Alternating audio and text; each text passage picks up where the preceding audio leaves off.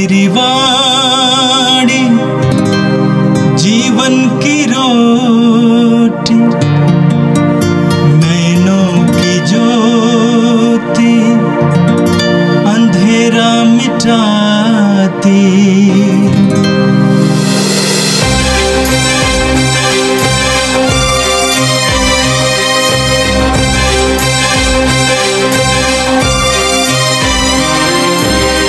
प्रभु तेरी वाणी जीवन की रोटी, नैनों की ज्योति अंधेरा मिटाती।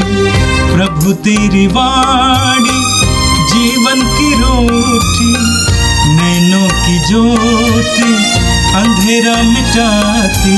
वाणी वाणी वाणी वाणी वाणी पवित्र है, शाश्वत है, जीवन का मन्ना है। 30 अप्रैल शनिवार। पहला पाठ प्रेरित चरित्र अध्याय 6 पद संख्याएँ 1 से 7 तक। उन दिनों जब शिष्यों की संख्या बढ़ती जा रही थी, तो यूनानी भाषियों ने इब्रानी भाषियों के विरुद्ध यह शिकायत की कि रसद के दैनिक वितरण में उनकी विधवाओं की उपेक्षा हो रही है। इसलिए 12 ने शिष्यों की सभा बुलाकर कहा, यह उचित नहीं है कि हम भोजन परोसने के लिए ईश्वर का वचन छोड़ दें। आप लोग अपने बीच में से पवित्र आत्मा से परिपूर्ण 7 बुद्धिमान तथा ईमानदार व्यक्तियों का चुनाव कर लीजिए। हम उन्हें इस कार्य के लिए नियुक्त करेगा और हम लोग प्रार्थना और वचन की सेवा में लगे रहेंगे। यह बात सबों को अच्छी लगी। उन्होंने विश्वास तथा पवित्र आत्मा से परिपूर्ण स्तेफानुस के अतिरिक्त फिलिपुस, प्रोकेरुस, निकानोर, तीमोन, परमेनस और यहूदी धर्म में नवदीक्षित अंतकिया निवासी निकोलस को चुन लिया और उन्हें प्रेरितों के सामने उपस्थित किया। प्रेरितों ने प्रार्थना करने के बाद उन पर अपने हाथ रखे। ईश्वर का वचन फैलता गया।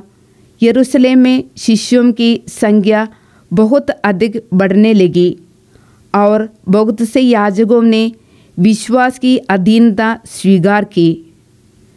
यह प्रभु की वाणी है।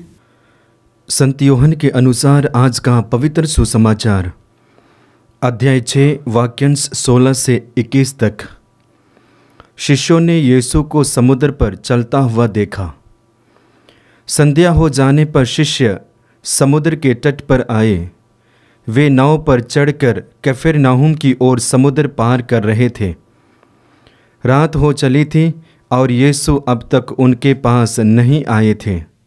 इस बीच समुद्र में लहरें उठने लगी, क्योंकि हवा जोरों से चल रही थी।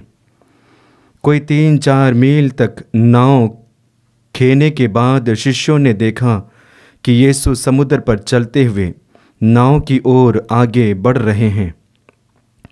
वे डर गए, किंतु यीशु ने उनसे कहा, मैं ही हूँ, डरो मत। वे उन्हें चढ़ाना ही चाहते थे कि नाव तुरंत उस किनारे जहाँ वे जा रहे थे लग गई। यह प्रभु का दिव्य सुसमाचार है। क्रिस्त प्रभु की जय। क्रिस्त में प्यारे भाइयों और बहनों, इन दिनों निरंतर हम पहला पाठ प्रेरितों का कार्यकलाप से सुनते आ रहे हैं और पहला पाठ में विशेष रूप से हम पुनर्जीवित यीशु के बारे में जो शिष्यों के बीच दर्शन देते हैं और स्वयं शिष्यों के जीवन के बारे में और साथ ही साथ पवित्र आत्मा का कार्य के बारे में वर्णन पाते हैं। पुनरुत्थान के बाद यदि शिष्यों के जीवन के बारे में प्रकाश डाला जाए तो उन्होंने यीशु मसीह को गहराई से अनुभव करने के बाद सुसमाचार की घोषणा को अपने जीवन में प्रथम स्थान देते हैं और इसलिए सुसमाचार की घोषणा करने के लिए पीछे नहीं हटते हैं, रुकते नहीं हैं, परंतु निरंतर सुसमाचार की घोषणा में लगे रहते हैं। वचन में हम पढ़ते हैं, प्रेरित जब वचन की घोषणा करते हैं, काफ़ी लोग उनके बातों को सुनकर, उनकी शिक्षा को सुनकर और विशेष करके उनके साक्ष्य को सुनकर यीशु के पद चिन्हों पर चलने के लिए तैयार हो जाते हैं। और इसलिए हम पाठ में पढ़ते हैं, कभी 3000 और या तो 5000 से ज़्यादा लोग एक ही दिन प्रभु यीशु मसीह के अनुयायी बने। इस तरह से जब उनके मेहनत और कठिन परिश्रम, विशेष करके वचन की घोषणा के बारे में देखते हैं, विश्वासियों की संख्या दिन प्रतिदिन बढ़ती जा रही थी। और इसे देखकर कुछ लोग उन्हें दबाने का प्रयास किए, रोकने का प्रयास किए कि यीशु के नाम के बारे में प्रचार और घोषणा नहीं किया जाए, तुम नहीं करोगे। दबाने और रोकने के बावजूद भी शिष्यगण निरंतर सुसमाचार की घोषणा में लगे रहते हैं। और आज के पाठों में हम देखेंगे, विशेष करके आज के प्रथम पाठ में वचन में वर्णन है कि जनसंख्या बढ़ती जा रही थी और ऐसे ही होता है। और इसलिए हम देखते हैं विशेष करके अनुयायियों के बारे में, अलग अलग धर्म, अलग अलग जाति, अलग अलग जगह से और ऊंचे नीचे हर एक तरह के लोग यीशु मसीह पर विश्वास करने लगे थे। और धीरे धीरे विश्वासियों का समूह बनता जा रहा था और उन्हीं समूह में यीशु निवास करते थे और शिष्यगण उसे संचालित भी करते थे, साथ ही साथ पवित्र आत्मा भी। पवित्र आत्मा के कार्य के बारे में पढ़ते हैं। अब इतना होने के बावजूद भी आप आज के पाठ के बारे में हम पढ़ेंगे तो विश्वासियों के समूह में एक कमजोरी आती है। वो कमजोरी क्या है? यानी कि एक भाषा भाषी दूसरे भाषा भाषी लोगों के ऊपर में या तो शिकायत करते हैं और उसी को सुलझाने के लिए प्रेरितगण कदम उठाते हैं। कैसे कदम उठाते हैं? यानी कि प्रार्थना का कदम उठाते हैं। ये हमारे लिए संदेश क्या मिलता है?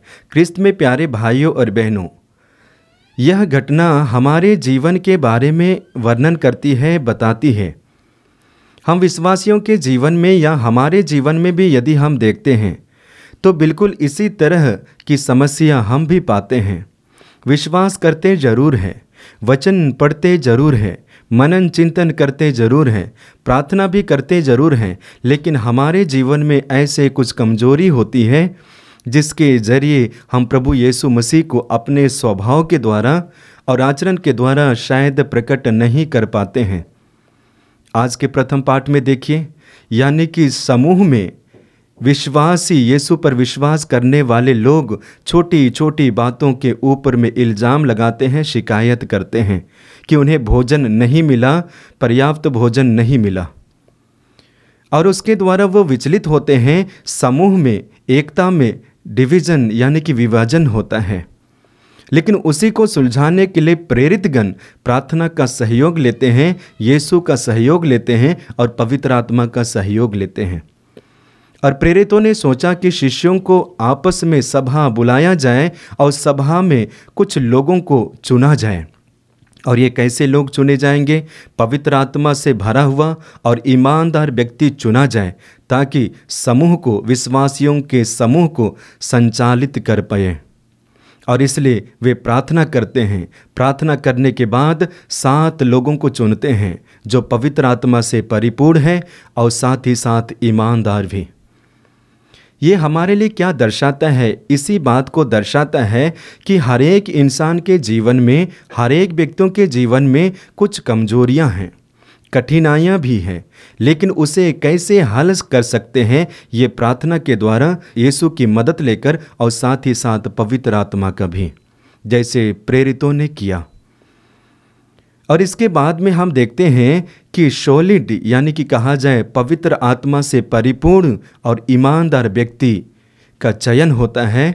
अब वे विश्वासियों के समूह को आगे ले चलेंगे, उनकी सेवा और शुश्रूषा में लगे रहेंगे। क्रिस्त में प्यारे भाइयों और बहनों, हमारे जीवन में एक तो यीशु सबसे महत्वपूर्ण है, साथ ही साथ पवित्र आत्मा और प्रार्थना में जीवन, तीनों हमारे जीवन में अति महत्वपूर्ण है। और जिन व्यक्ति का जीवन इन तीनों पर केंद्रित है वो हमेशा सफलता हासिल करता है और विश्वास और धार्मिकता में निरंतर बढ़ते रहता है, साथ ही साथ प्रभु का भरोसा में भी। प्रेरितों के जीवन में हम यही पाते हैं। और इसके बाद प्रेरितगण कहते हैं कि हमें छोटी छोटी बातों के द्वारा विचलित होने की आवश्यकता नहीं है, बल्कि हमारे लिए जो कार्य करने के लिए सौंपा गया है अर्थात सुसमाचार की घोषणा, उसी कार्य को हम निरंतर करें। उस कार्य को करने के लिए कोई बाधा हमारे जीवन में ना आए। तो एक तरह से देखा जाए प्रेरितगण, शिष्यगण अपने जीवन में प्रथम स्थान पुनरुत्थान के बाद यदि देते हैं तो यीशु के लिए और यीशु के सुसमाचार की घोषणा के लिए। क्रिस्त में प्यारे भाइयों और बहनों, हम लोगों ने भी पास्का मनाया है, पुनरुत्थान का पर्व मनाया है और पुनर्जीवित यीशु को अनुभव किया है। लेकिन क्या हमारे जीवन में उस प्रकार की रुचि और या तो उस प्रकार का आनंद जो शिष्यों में देखते हैं है? ये हमें प्रत्येक दिन पूछने की आवश्यकता है। और आज के प्रथम पाठ के द्वारा प्रभु बताना चाहते हैं, संदेश देना चाहते हैं कि हमारे जीवन में सबसे ज़्यादा महत्वपूर्ण है तो यीशु है, पवित्र आत्मा है और प्रार्थनामय जीवन है। क्रिस्त में प्यारे भाइयों और बहनों, आज के सुसमाचार में जब हम प्रकाश डालते हैं तो विशेष रूप से यीशु और शिष्यों के बारे में पढ़ते हैं। शिष्य नाव पर सवार होकर समुद्र के उस पार जाने के लिए तैयार हो जाते हैं और समुद्र पर यात्रा करते हैं। हालांकि यीशु उस यात्रा में नहीं है और शिष्य कहा जाए तो अपने बलबूते नाव को उस पार ले जाने के लिए तैयार हैं। शायद शिष्यगण सोचे होंगे कि हम नाव चलाने जानते हैं, नाव को कैसे बचाना है जानते हैं, आंधी तूफान के समय में नाव को किधर से लेके जाना है सब कुछ जानते हैं। यानी कि शिष्यगण कहा जाए तो अपने आप में परफेक्ट और परंगत महसूस करते थे। लेकिन जब बीच समुद्र में पहुंचते हैं उन्होंने आंधी तूफान को देखा और वही आंधी तूफान एक डर सा बन गया और शिष्य डरने लगे। हमारे जीवन में क्या होता है जब हम अपने आप को प्रथम स्थान देते हैं, अपने विचार को, अपनी क्षमता को, अपने टैलेंट को। हमारे जीवन में भी कुछ दूरी यात्रा करने के बाद इस तरह की घटना को देखने का मौका मिलता है या देखते हैं या सामना करते हैं, जैसे शिष्यों ने किया। याद कीजिए, यदि इस यीशु इस वक्त होते तो शायद वे डरते नहीं, घबराते नहीं, लेकिन यीशु उपस्थित नहीं थे।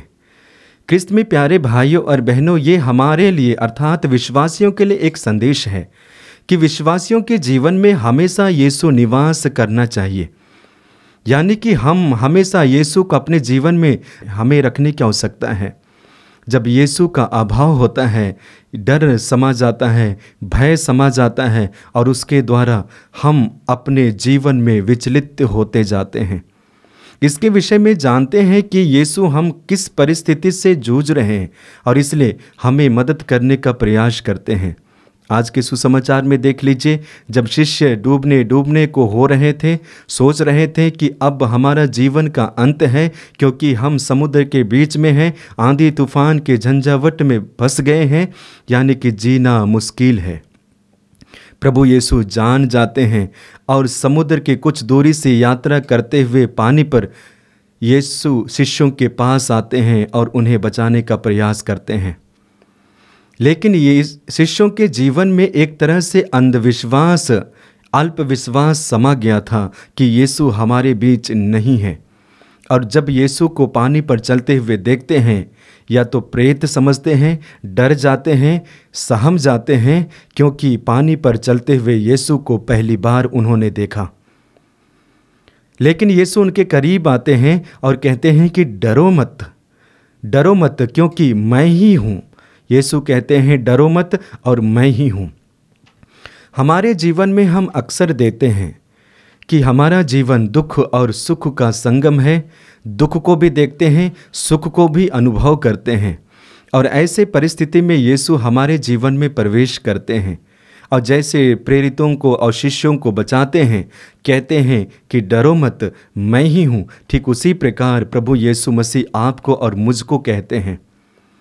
इसलिए हमें प्रभु पर भरोसा रखने की आवश्यकता है, प्रभु पर विश्वास करने की आवश्यकता है और साथ ही साथ प्रभु को हमेशा हमारे जीवन में रखने की आवश्यकता है। किसी ने कहा है कि आप जहाँ कहीं भी जाते हैं यीशु को अपने साथ लीजिए। आप कार्य करने के लिए जाते हैं, आप यात्रा करते हैं, आप ऑफिस में बैठे हैं या कहीं भी आप सम्मेलन में भाग ले रहे हैं, अपने साथ यीशु को लेना। जब यीशु हमारे साथ रहते हैं तो हमारे लिए खतरा बहुत कम रहता है, क्योंकि बचाने वाले, हमारी ये जीवन रूपी नाव को समुद्र के उस पार लेने वाले यीशु ही है। जब यीशु हमारे दिलों में राज करते हैं, निवास करते हैं, तो हम कई सारी चीज़ों से बचते हैं, सुरक्षित रहते हैं। क्रिस्त में प्यारे भाइयों और बहनों, सुसमाचार के द्वारा हमारे लिए संदेश है कि निरंतर हमें यीशु के साथ रहने की आवश्यकता है। हर समय, हर क्षण, जहाँ कहीं भी हम हैं, यीशु को अपने साथ रखने की आवश्यकता है। अब आप देख लीजिए, जब यीशु आपके साथ है, आपके जीवन में एक तरह से आनंद छा जाएगा। और इसी आनंद को हम पुनरुत्थान के बाद शिष्यों ने अनुभव किया, उनका जीवन कैसे आनंद से भर गया, उसके बारे में हम देखते हैं। बार बार उस घटना को याद किया जाता है जो एमाउस की ओर यात्रा करने वाले 2 शिष्यों के बारे में।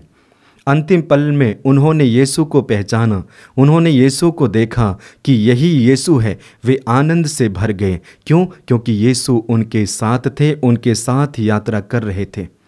ठीक उसी प्रकार जब यीशु हमारे साथ रहते हैं, हमारे जीवन रूपी यात्रा में यात्रा करते हैं, हम आनंद से भर जाते हैं, खुशियों से भर जाते हैं, शक्तिशाली बन जाते हैं। ठीक उसी प्रकार जब हम अपने जीवन में प्रभु यीशु मसीह की उपस्थिति को महसूस करते हैं, तो एक तरह से शक्तिशाली, धैर्य और हिम्मत से भर जाते हैं। पुनः शिष्यों के जीवन में प्रकाश डालिए, देख लीजिए कैसे वे डरे हुए थे, लेकिन जब ये पुनर्जीवित यीशु उनके साथ रहना शुरू किया, दर्शन देना शुरू किया, डर, भय सब कुछ दूर हो गया और वे यानी कि निर्भय और हिम्मत से भर गए। जिन लोगों से वे डरते थे, उनके बीच में जाकर यीशु के बारे में बताते थे और सुसमाचार की घोषणा करते थे। ये प्रभु की उपस्थिति हमारे जीवन में लाती है। इसलिए हमारे लिए संदेश यही है कि हमें अक्सर हमारे जीवन में यीशु को जगह देने की आवश्यकता है। अगला संदेश जो आज के सुसमाचार के द्वारा हम ले सकते हैं, वह प्रभु का शब्द है, डरो मत, मैं ही हूँ। मत्ती के सुसमाचार अध्याय 28 वाक्य 20 में पढ़ते हैं, प्रभु यीशु मसीह कहते हैं कि डरो मत, मैं संसार के अंत तक सदा तुम्हारे साथ रहूँगा। पुराने व्यवस्थान में भी हम पढ़ते हैं, परमेश्वर बार बार कहते हैं, डरो मत, मैं ही हूँ, मैं तुम्हारे साथ रहूँगा, मैं तुम्हारी रक्षा करूँगा, मैं तुम्हारी मदद करूँगा। एक तरह से हमारे जीवन के लिए यदि शक्ति का कारण और स्रोत है तो प्रभु का वचन है। प्रत्येक दिन हमें प्रभु के वचन को याद करने की आवश्यकता है। प्रत्येक दिन के लिए प्रभु ने कहा है, वचन दिया है। यदि उन सारे वचनों को यदि हम याद करेंगे तो एक तरह से अकेलापन महसूस नहीं करेंगे, बल्कि प्रभु की उपस्थिति को अपने जीवन में महसूस करेंगे। जैसा कि शिष्यों ने अंतिम पल में महसूस किया कि यही प्रभु है, यही यीशु है, और उनका विश्वास धीरे धीरे जो अल्प था मजबूत होने लगा, प्रभु पर भरोसा करने लगे, और अंत में हम देखते हैं वे समुद्र को पार करते हुए उस स्थान पहुंच जाते हैं जहां पे वे जाने वाले थे। क्रिस्त में प्यारे भाइयों और बहनों, आइए हम प्रभु से प्रार्थना करते हैं कि प्रभु हमारे साथ रहें। ये हमारे जीवन रूपी नैया को उस पार तक ले चलने वाले हैं तो यीशु है, और उसी यीशु के एक एक वचन पर हमें मनन चिंतन करने की आवश्यकता है, और साथ ही साथ प्रभु के वचन को एक प्रेरणा के रूप में और साथ ही साथ एक शक्ति के रूप में लेने की आवश्यकता है। जैसे कि प्रभु ने कहा, डरो मत, मैं तुम्हारे साथ हूँ। जब प्रभु हमारे साथ है, इस वचन को हमेशा महसूस करेंगे, हम कभी अपने जीवन में विचलित नहीं होंगे, नहीं घबराएंगे और असफलता को अपने जीवन में नहीं देखेंगे। यदि देखेंगे भी तो भी हम असफलता में सफलता हासिल करेंगे। प्रभु से आज प्रार्थना करते हैं। आइए आंखें बंद कीजिए, अपने ध्यान, मन और हृदय को प्रभु में अर्पित कीजिए। प्रभु से प्रार्थना कीजिए कि आज के पाठों के द्वारा जो हमें संदेश मिला है, प्रथम पाठ के द्वारा हमारे लिए संदेश मिला है, भले ही हम प्रभु पर विश्वास करते हैं, लेकिन हमारे अंदर में जो कमजोरी है परमेश्वर से दूर ले चलती है। लेकिन जब हम प्रभु से जुड़ते हैं, हम उन सारी परिस्थितियों से निकल पाते हैं। ठीक उसी प्रकार सुसमाचार के द्वारा हमारे लिए संदेश है कि हमें प्रभु को अपने जीवन में निरंतर रखने की आवश्यकता है। प्रभु हमारे जीवन में निवास करें ताकि हम अपने जीवन में कभी विचलित नहीं हो। पवित्र आत्मा हमारे साथ रहे। पिता और पुत्र और पवित्र आत्मा के नाम पर आमीन। प्रभु तेरी वाणी जीवन की रोटी, नैनों की ज्योति अंधेरा मिटाती। वाणी वाणी वाणी वाणी वाणी पवित्र है, शाश्वत है, जीवन का मन्ना।